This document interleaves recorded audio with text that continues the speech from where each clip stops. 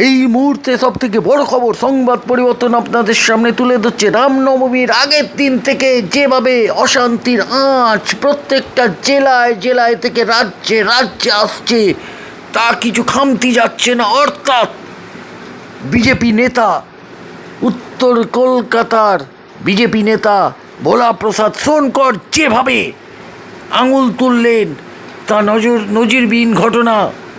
দেখা যাচ্ছে বিভিন্ন জায়গা থেকে পোস্টার হোর্ডিং খুলে দেওয়া হচ্ছে রামনবমীর আগের দিনকে। সংবাদ পরিবর্তন বারবার প্রতিনিয়ত সেই চিত্র আপনাদের সামনে তুলে ধরবে।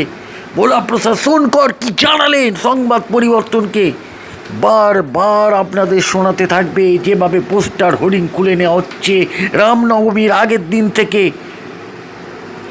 সরাসরি সংবাদ পরিবর্তন দেখাচ্ছে আপনাদেরকে। ভোলা প্রসাদ সোনকর কি জানাচ্ছেন? রামনবমীতেও সেরকম সম্প্রীতি বজায় রেখে রামনবমী উদযাপন হোক। তো সেখান থেকে দাঁড়িয়ে কোনো হামলার আশঙ্কা কি আগের থেকেই করা হচ্ছে, বা এরকম কি কোনো চিত্র আপনাদের কাছে আছে? দেখুন, সম্প্রীতি রক্ষার জন্য দিদি এত সুন্দর বলেছেন। আমাদের এত বড়, যেখানে 65 কোটি লোক স্নান করলো মহাকুম্ভে, তাকে উনি একটা ইনসিডেন্ট ঘটে গেল, কতজন মারা গেল সে তো আমার কাছে খবর নেই, কিন্তু যা ঘটে গেল, ঘটনা ঘটে গেল, ওতে দিদি কি বললেন, ফাট করে মাননীয় মুখ্যমন্ত্রী কি বললেন, এটা মৃত্যু কুম্ভ উনি ফাট করে বলে দিলেন।